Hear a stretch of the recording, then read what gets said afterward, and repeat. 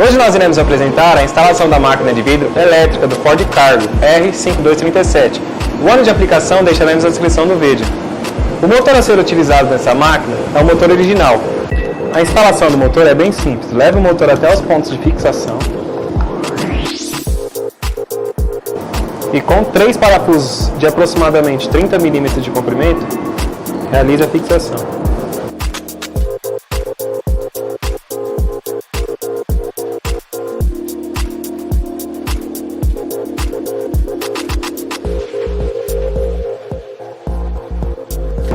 Após fixado, faça a lubrificação de um trilho com graxa para o melhor desempenho da placa de arraste.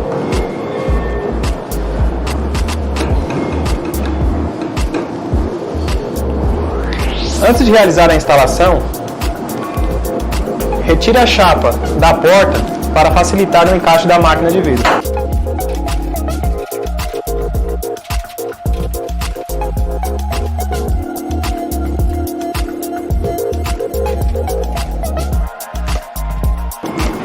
Agora iremos realizar a instalação da máquina na chapa. Primeiro, realize o encaixe dos parafusos nos furos de fixação do motor.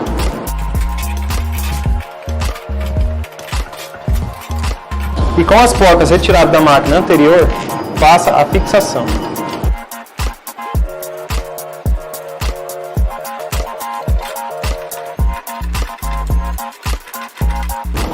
Após fixado o motor, leve os pontos de fixação do trilho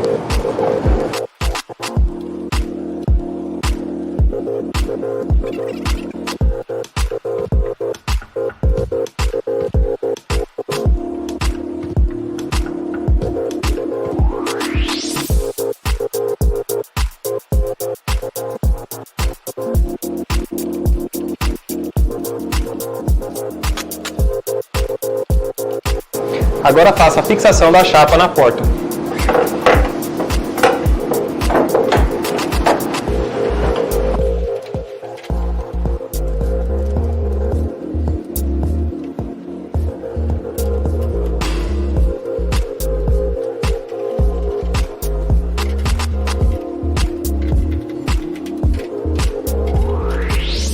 Após realizado a fixação da chapa na porta, desça a placa de arraste até um ponto onde você consiga fazer um encaixe no vidro.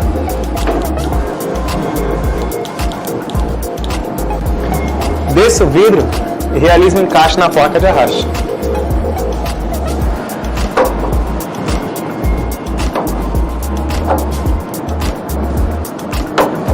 E após ouvir o clique, está travado.